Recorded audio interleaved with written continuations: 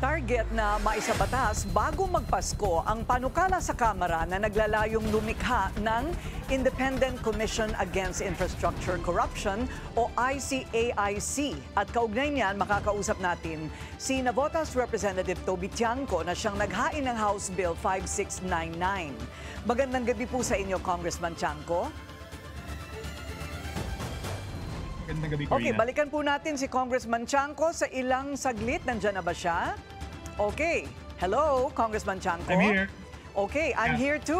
Opo. Good evening. Naunahan ko lang kayo ng ilang segundo. Ano po ba yung panukala? Ano ang pangalan? Ano yung actual pangalan ng nais po ninyong isabatas na bagong komisyon? Because it's now called ICAIC, or will it be the Independent People's Commission? No, yung House version, dalawa kasi kami, dalawang grupo nag-file niyan, di ba? Isang grupo, yung kay na Congresswoman Laila De Lima, na nauna nag-file, they filed it under the name ICAIC, Independent Commission Against Infrastructure Corruption. Okay. So, nung nag-file ako later on, after ICAIC, para hindi na magkaiba, di ba? Okay. Then after that, nung nag-resume kami ng session right after the break, nagtuloy-tuloy ang hearings niyan eh. At nag-approve na nga yan sa committee, no? I think it was November 13, nag-marathon hearing kami yan. Nagsimula kami ng 1 p.m. natapos kami 6 p.m. to finalize the substitute bill. Nagkasundo na kami doon sa substitute bill. Ang kasunod na procedure niyan is dadalhin niyan sa Committee on Appropriations kasi kailangan ng funding. So mukhang bin kasi doon sa Mother Committee, tapos na eh, nagkasundo na kami lahat eh. It was approved. The revised version was approved. Ang problema nito, we just have 5 session days, di ba? Kasi yung December 8 is holiday. So 9, 10, tapos 15, 16, 17 na lang. So it will have to wait until January? No. It should not. It should not. Kasi April na lang to eh. April, tapos plenary, di ba? So kakayanin po sa nalalabing mga araw? Kung gusto ka, kaya... Okay, ayusin siguro natin yung linya kasi importante ito. Babalikan po namin kayo, Congressman Tiangco. Aayusin lang po natin ang ating linya. Balikan naman natin si Navotas Representative Toby Tiangco tungkol sa kanyang House Bill 5699. Congressman Tiangco, sinasabi po ninyo kanina na kailangang ipasa na. Kung gugustuhin ay maaaring maipasa sa nalalabing mga araw ito pong parang Independent People's Commission. Yes, because tingnan mo, Corina, okay, December 8 walang session, di ba? Sabihin mo, December 9, itackle yan sa Committee on Appropriations. Sasabihin lang naman dyan kung kayang pondohan o hindi.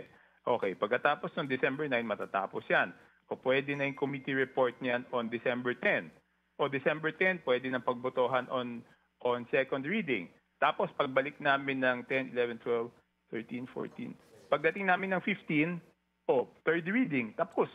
Di ba? Okay. So kung gusto talaga, kaya yan. Walang problema. Right.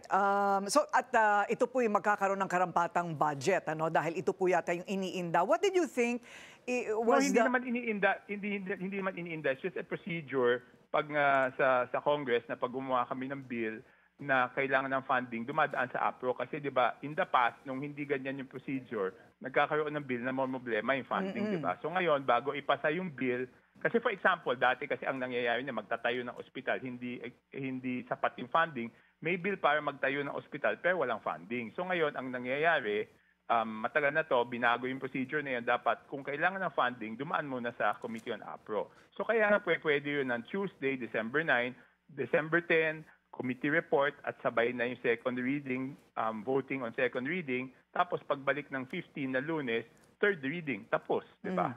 So what do you think was Babe Singson thinking when he said, ipasa na sa mababang kapulungan niyang Independent People's Commission when he was part of the ICI? Hindi talaga kasi kailangan kulang talaga sila ng powers di ba? I've been there twice, 2 beses. Kaya nga pagkatapos nung pangalawang beses ko, nakita ko yung kakulungan. Number 1, wala silang power to cite in contempt, di ba? Kaya yung ibang iniimbitahan nila pag hindi pumunta, wala naman silang magawa, okay? Number 2, wala silang power to recommend the holding and freezing of assets, di ba? Kaya yung mga eroplano, mga helicopter ni Saldico na labas ng Pilipinas, di ba? Number 3, wala naman silang power ng whole departure. So yung iba nakaalis. So yan yung mga kinakailangan nilang power, ilan sa mga kinakailangan nilang powers, no? So okay. Napakahalaga talaga yan para may ipin naman, hindi yung hindi sila nababaliwala, hindi nababaliwala yung trabaho nila. So yan yung kailangan. Paano po pipiliin, Congressman, ito pong membership ng inyo pong ipinapanukala na bagong komisyon? Yung tatlo, hold over.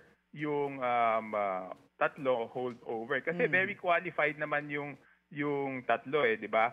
Si Ma'am Fajardo ng SGV, si Justice Reyes, very qualified at lahat yun may integridad. And of course, Secretary Babes, no? So hindi matatawaran yung integridad ng tatlong yon. So hold over sana yung tatlo, kaya lang siyempre wala na si Sec Babes. Tapos madadagdagan lang ng isang member from the academe at isang member from a reputable NGO. So magiging 5 sila. Yun yung composition nun. Kasi hindi man pwedeng palitan yung tatlong nahandyan kasi sila na yung nagsimula dapat ipagpatuloy na lang nila yon, di ba?